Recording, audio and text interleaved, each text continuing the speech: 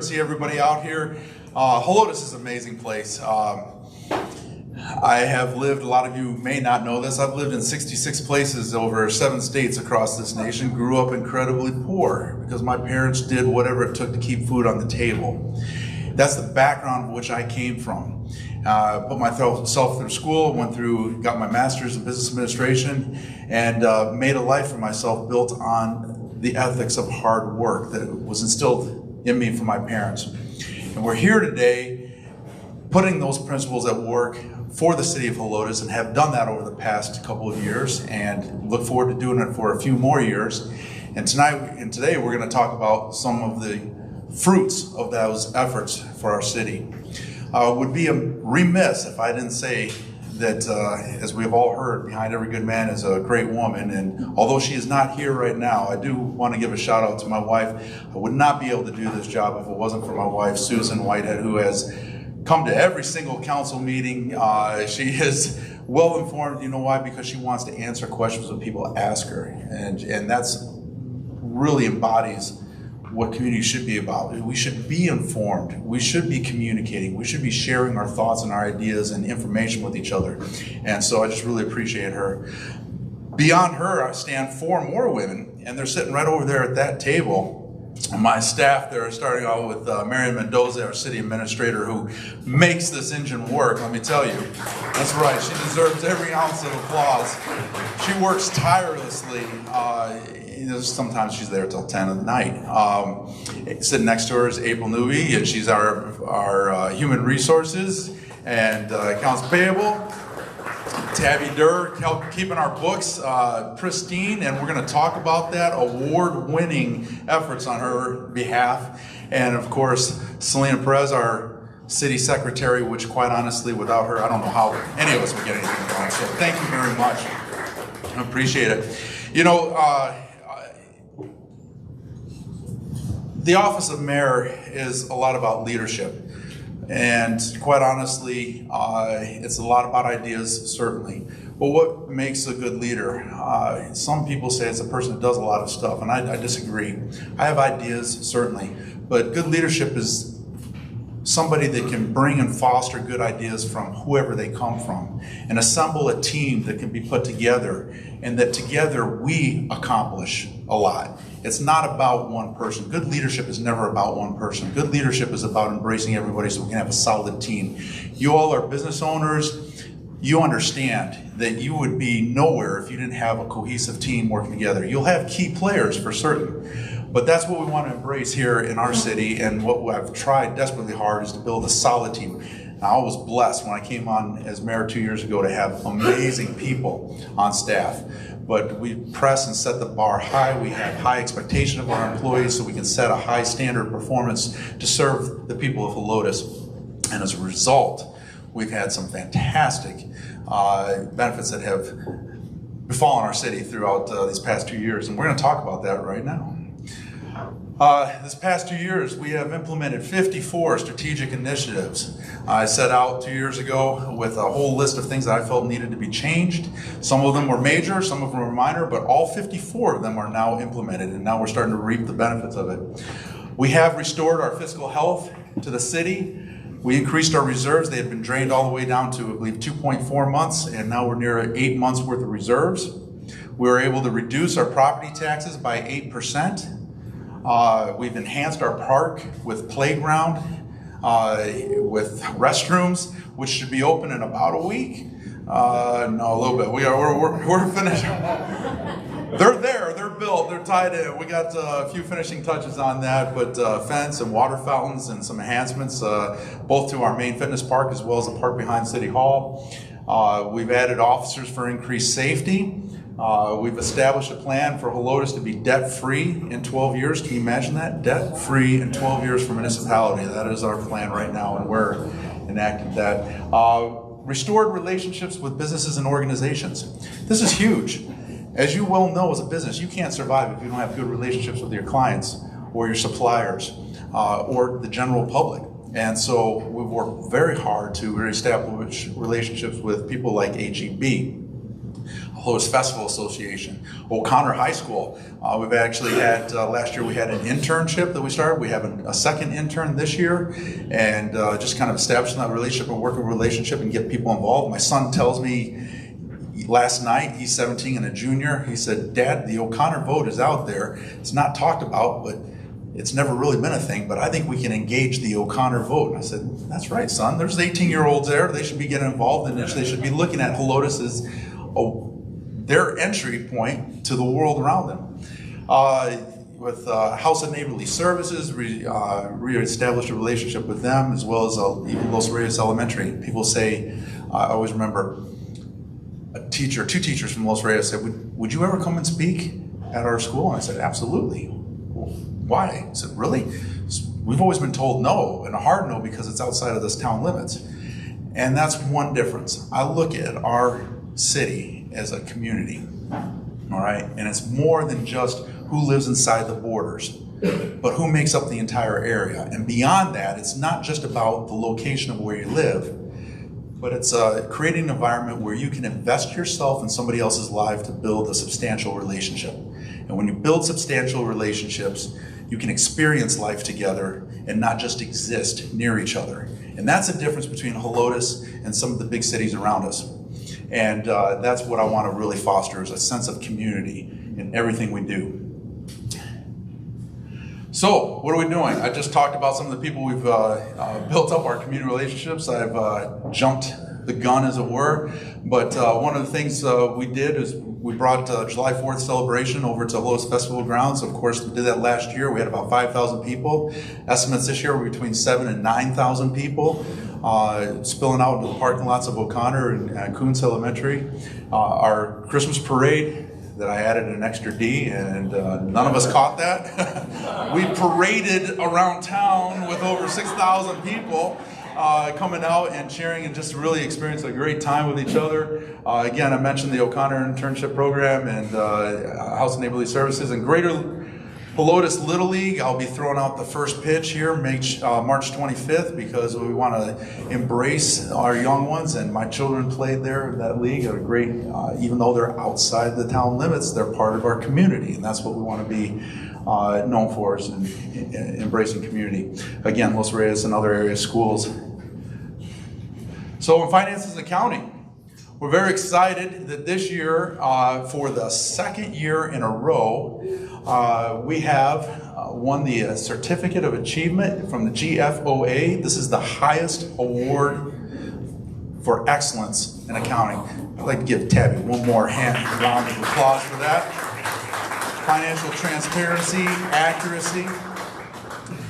We have a balanced budget of $7.7 million. This is net. We have changed things and made it a little bit more accurate. Instead of being gross, because we do have some 380 agreements, we made it net of the 380 agreements that we give back. And so $7.7 million budget. Again, our GFOA award for the second year in a row, increasing our reserves from 2.4 to 8 months. We got ARPA funding of a $2.5 million worth of projects, and we were very, how do I want to say? We look for ways to be able to capture that money, although personally, let me take one step back and speak from the heart.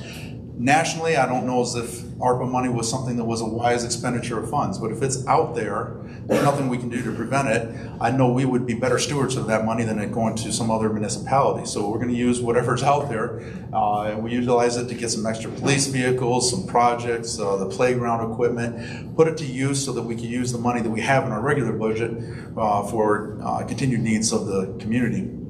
Our sales tax is significantly higher.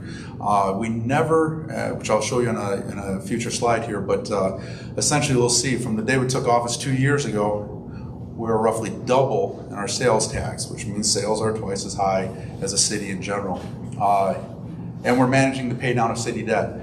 We have an agreement that brokered with the Economic Development Corporation to return some of the money back to the city that is going to be directed towards debt repayment, and so that is the mechanism that will ensure that we'll be debt-free in 12 years.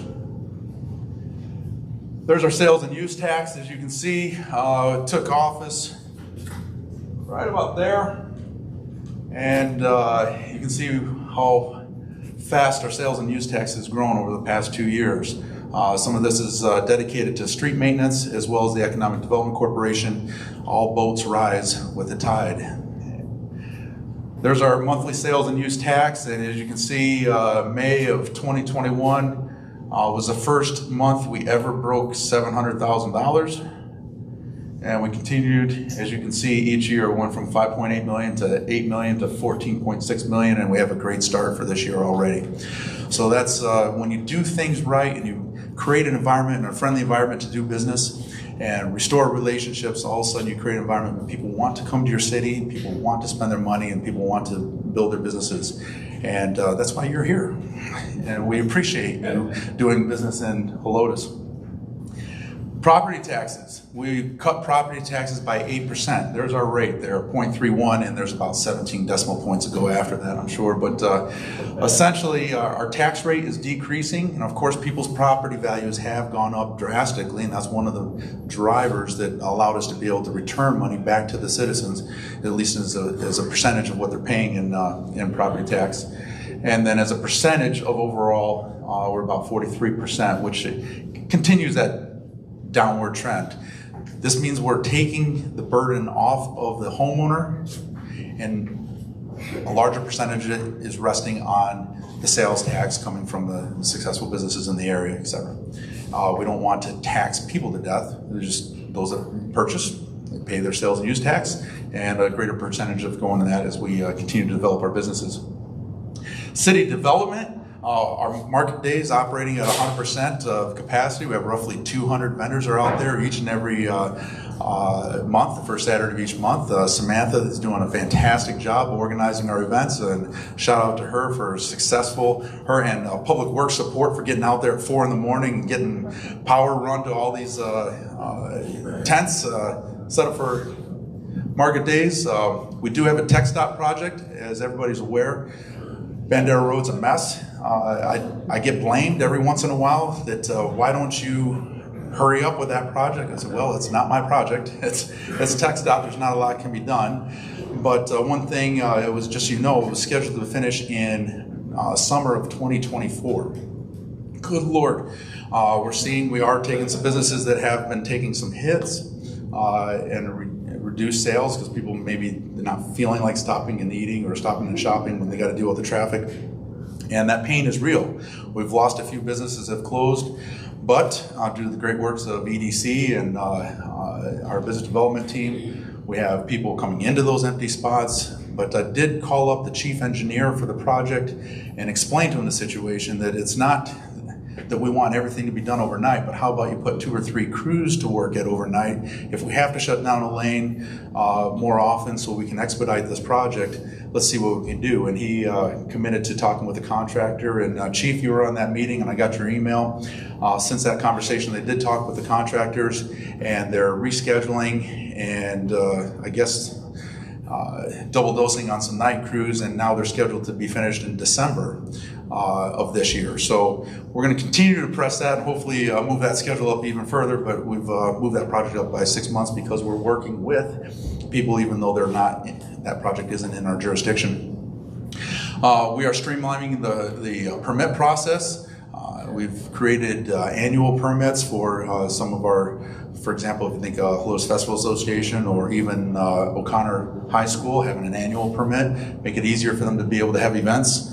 We have cooperative efforts with the EDC and the Chamber of Commerce, and we thank you for working with us. I really believe that Chamber of Commerce, EDC, and the city are really kind of a strand of 3 cords. Each one of them have a very distinct role to play in your success as a business. We each offer different things. The city offers, obviously, ability to help with permits and business development. EDC works with business development, drawing you in, and tenant improvement projects, etc. And of course, Chamber of Commerce, networking and working through problems that you encounter as whether it's tax law or whatever you may want to do, and discuss among yourself and how you're surviving in today's environment. We also coordinated with EDC. We now have 20 new businesses moved to Helotes this past year. 20 new businesses. Who are they? There they are. Anybody on this list in here new to Helotes in the past year? Oh, All right, hey, yeah, maybe the chair of commerce. All right. It's like, oh, who's that? All right. Well, we appreciate all the brand new businesses, and we're happy to provide a great environment for you to succeed. Our administration, I've already introduced you to them. We've been increasing employee efficiencies. Our debt reduction plan that we talked about, be debt-free in 12 years. We have a successful RFQ process for several city contracts, including towing and our garbage. Obviously, C6 has subsequently been bought out by Republic. There's been a few hiccups on that, but we, again, continue to work with them. We be attentive to the citizens that are experiencing, whether it's billing issues or pickup issues, and we're doing our best to be able to make that transition as smooth as possible. Working with staff development. One of the things that I feel near and dear is promote within to those that want and are hungry for it. So if you're showing, if our employees are showing that they have talent and they're showing that they have desire, we want to stand behind them and provide opportunities for them to be able to expand their role and promote within the city. And we are doing that. To that, we've added 6 new positions. We've added 3 public works, 2 police officers with 4 to 6 more to come over the next several months due to Proposition A passing, and added a code enforcement officer. So we are getting busier, and so we have to add staff accordingly. We redesigned healthcare. We did that last year, but it's an ongoing process. Healthcare is an amazingly complex and difficult landmine to navigate. I'm sure you all are struggling with that. I know we have an employee benefits person here in the room and some insurance people as well.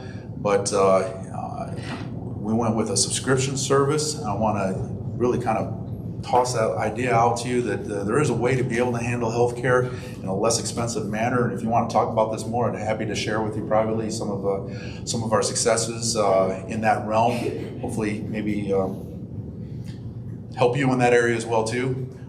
We are increasing our community communications and transparency. Again, Samantha being on the daily posting, and I would repeat all of the networks we're on, but the Facebooks and the Instagrams and the Nextdoors and about 3 or 4 others as well too. Making sure everybody keeps well informed of what's going on. Went to the 2022 ICMA conference that was held up in Columbus, Ohio, keeping track of national trends so we can either be aware of what's going on to learn what to do, or sometimes seeing what's going on and realizing what we shouldn't do. Sometimes I learn just as much what not to do at those conferences because they're touting all these great programs, and I sit there and I'm thinking, that's not really a good thing. So we want to keep all the good, sift out the bad. Continued coordination and cooperation with HEDC, our Economic Development Corporation, and the Chamber of Commerce. I firmly believe that if we work all well together, we can be mutually beneficial to each other and really enhance the experience of our businesses. Our police department, we're continuing to address PD's pay and look at the turnover that happens there. The national narrative, of course, was defund police. This past year at that conference in Columbus, the previous year was in Oregon, and they were like, yes, defund police. This year they're like, okay, we defunded the police, now what do we do? Crime's up, and how are we going to do this? What are we going to do? And nobody had any good ideas, and I said, well, how about adding police officers or increasing their pay? And that's what we're going to do here in Helotes. And I've been out block walking in my campaign, and people are appreciative of that, and we're going to continue to do that because we also need to protect your businesses as well. We added the 2 additional police officers, increasing our community interactions, and developing a reserve program with NISD. We have had too many school shootings for sure. One is too many. And my desire is to eventually, I've already met with NISD, we've talked about developing a program. We're trying to hire some reserve officers, which means we don't pay them, we carry their commission, but in exchange, they volunteer 3 days a month standing guard at our elementary schools. And this is the direction that I'm trying to move. It's slow, but we're moving this program. And of course, trying to find reserve officers is also an issue, but that's the direction we're headed to. And does that guarantee nothing's going to happen at our schools? No, it doesn't guarantee anything. But it does say that, number one, if somebody drives up and they see an armed police officer, maybe they'll go someplace else. Number two, if something does happen, we have somebody on scene right then, right there. So this is one of my visions of what we can do as a community to provide enhanced value. Moving on to our fire department. We just had our 5-year ISO assessment, and Chief over there, thank you very much for all the work you did. We are now 2Y. And again, I still don't understand why. I guess you had 1, 2, and then they had to have 2A and 2B and then 2AA and all that jazz. But 2Y is an upgrade from where we were. And what does this mean for you? This means because we have met a higher standard of fire protection, that when you go to renew your insurance rates, they'll have a lower rate applied because they say, okay, you've got better fire protection. And that's where and why that ISO rating is important. 2Y is pretty high up there. You would have to be a major metropolitan. We'd have to have massive more hydrants and infrastructure to be able to get into ISO 1. There's a ton of other stuff that goes into that. Chief Instead sent our people to Teeks Wildland and Swiftwater Rescue and High Angle Rescue training. So we want to keep our people, even though, thank God, they don't have a lot of calls, they're well prepared for any call that we do have. Upgraded report management software, and of course we are now, as of about a month now, registered as a state of Texas assistance registry. So people that have, elderly people or that have specific issues that get registered, we've got contact information, and we're now officially responsible for maintaining that information as well too. But now we have quicker access to needed information. And of course, I've been elected as a voting member of ACOG's Regional Emergency Preparedness Advisory Committee. And so thank you very much for the work, Chief, you've been doing with our fire department. Public Works, these guys right over here. Josh Mayer is the head of our department. Corey's sitting there with them. Completed over 1,100 maintenance tasks, microsurfaced over 1 million square feet of roads. They built our playground out at the fitness park, and if you haven't been there, go check it out, man. It's great to see a ton of families in the evenings and all day Saturday just hanging out there and watching their kids play. We got water fountains out there in the bathroom facilities that will eventually be open, but they are built. Again, added a new administrative and 2 new crew employees. We had Rise Church Volunteer Day. We have organizations saying, hey, what can we do to be involved? They had another lady talk to me yesterday about adopting a street to help pick up the garbage. People are embracing what's going on here, and they want to give back to the community and keep our community looking good. Helotes Creek cleanup. Continue to have 0 demerits on our TCEQ annual reports and in compliance with everything that we have to keep complied with. Words and acronyms that I don't even know. And this man over here, Josh Mayer, I want to give a huge shout out to him. He keeps everything running smooth, him and his crew, and I just really appreciate Josh for all the work you and your crew do. I'm forever blessed that you're part of our organization.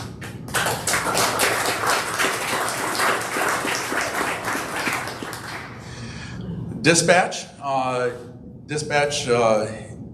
We are working with the upgrade of their archive recorder and updated a CAD system. We've been transforming over to our P25 standard, which is a new standard of digital communications. San Antonio Fire is going through that as well too. As a matter of fact, they're a step behind y'all radios that are working on it.